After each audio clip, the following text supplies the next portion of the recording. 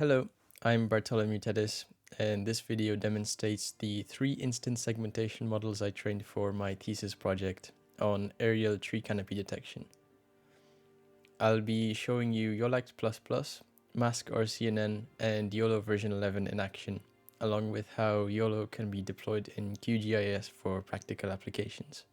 Since each model has vastly different system requirements, namely system specifications and library versions, they'll each be shown in the same environment they were originally trained in. For visualization purposes, I'll also remove the background from the images predicted on to better understand what each model is doing. Let's begin with YOLACT++. First are shown the images we will be running the model on. Then we can use the command seen in the terminal to run the demo script. As you can see, this provides images showing the model's predictions, where it's quite accurate but is obviously missing some trees here and there. These are known as false negatives. Then we can see what's underneath the masks as well, without the background. In this small sample of images, we can see very few false positives, where it predicted a shadow as a tree, for instance. Notice also how it performs quite well with the cluster. It segments the group of trees well and avoids the green part in between the trees. Next, we have YOLO version 11, the extra large version for segmentation. It's now the second latest iteration in the YOLO family. Here are this model's sample images. They are not identical to the ones used on YOLACT. It's quite clear from both the prediction images and the segmentation masks that it performs phenomenally with as little false positives and false negatives as you can imagine.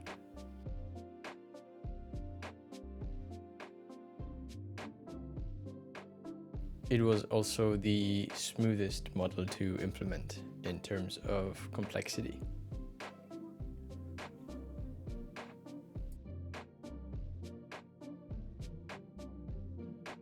Now, let's move on to Mask RCNN, which presents an interesting case. Firstly, since it was implemented in Google Colab, it was easy to implement a feature where we can upload an image for the model to predict on. It became obvious when I was testing the model both for the paper and this demo that there was a deeper issue with it.